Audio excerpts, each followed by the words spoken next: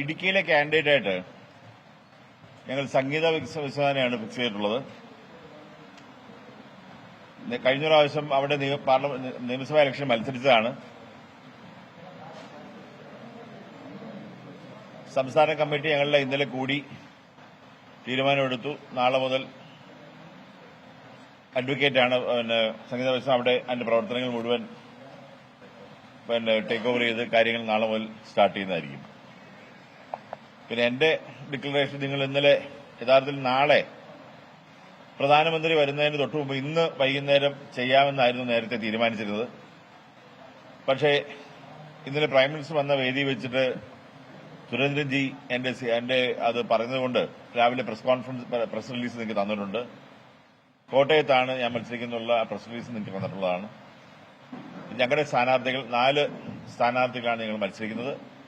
ആ 4 പേരുടെയും പേരുകൾ ഡിക്ലെയർ ചെയ്ത് 2 പേര് ഓൾറെഡി വർക്ക് സ്റ്റാർട്ട് ചെയ്ത് കഴിഞ്ഞു. ഞങ്ങൾ 2 പേര് ഇപ്പൊ ഇതിനു മുമ്പ് തന്നെ അത്യാവശ്യം കാണേണ്ട എല്ലാവരുമായി ഞാൻ മീറ്റ് ചെയ്തിരുന്നു. ബാക്കിയുള്ളവരൊക്കെയായി സജീവ്. ഇന്നു മുതൽ ബാക്കിയുള്ളവരെല്ലാം ഇലക്ഷൻ പ്രചരണം 18-ാം തീയതി കോട്ടയത്ത് എന്റെ ലോഞ്ചിങ് ചെയ്യാനുള്ള 18-ാം തീയതിയാണ് സമ്മേളനം. 4 മണിക്കാണ് വെച്ചിരിക്കുന്നത്. 20-ാം തീയതിയോടുകൂടെ വക്കീലിന്റേത് ഇടുക്കിയിൽ വെച്ചിട്ടുണ്ട്. അങ്ങനെയാണ് ഇതുവരെയുള്ള ഞങ്ങൾ BDJSന്റെ സ്ഥാനാർത്ഥികൾക്ക് വേണ്ടിയുള്ള കാര്യങ്ങളെല്ലാം ചെയ്തിരിക്കുന്നത്. ചോദിക്കാം. അല്ല, ഞങ്ങൾ ഓൾറെഡി കഴിഞ്ഞ 6 മാസക്കാലം വർക്കിലാണ് ഓൾറെഡി. കാര്യം ഞങ്ങൾ സ്ഥാനാർത്ഥിയെ ഡിക്ലെയർ ചെയ്തില്ല എങ്കിലും ഞങ്ങൾ താഴെത്തട്ടിലുള്ള വർക്കുകൾ കഴിഞ്ഞ 6 മാസം നടത്തിക്കൊണ്ടിരിക്കുകയാണ്. എല്ലാവരുമായി ഞാൻ കുറെ ദിവസങ്ങളായി ഞാൻ തന്നെ ഡയറക്ടർ പേഴ്സണലി മീറ്റ് ചെയ്തിട്ടുണ്ട്.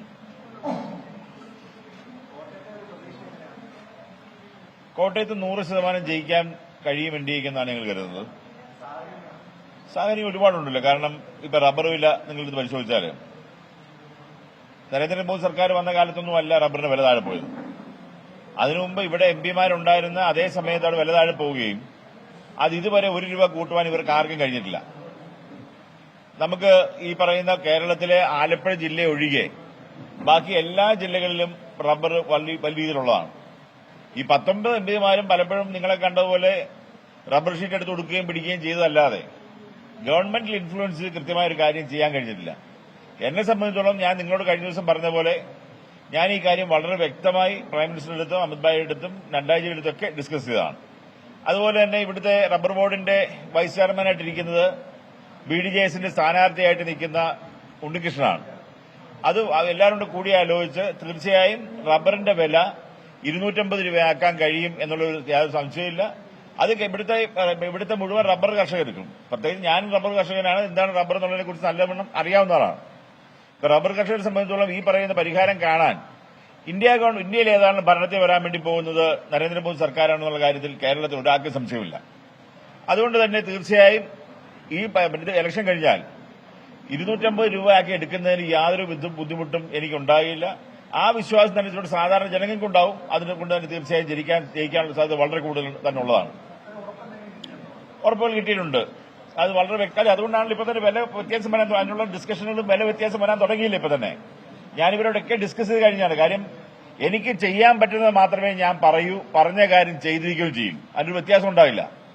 മാത്രമല്ല ഇവിടുത്തെ നിങ്ങൾ അടുത്തടുത്ത് പരിശോധിച്ച് നമ്മുടെ ഏറ്റവും വലിയ വിഷയം എന്താ, കോട്ടയം സംബന്ധിച്ചോളം ഇവിടുത്തെ നമ്മുടെ ടൂറിസമാണ്. ടൂറിസം രംഗത്ത് കോട്ടയം സംബന്ധിച്ചോളം നമ്മൾക്ക് കുറെ നല്ല റിസോർട്ടുകൾ വന്നു എന്നുള്ളതല്ലാതെ അത് വ്യക്തികൾ ഉണ്ടാക്കിയിട്ടുള്ളതാണ്.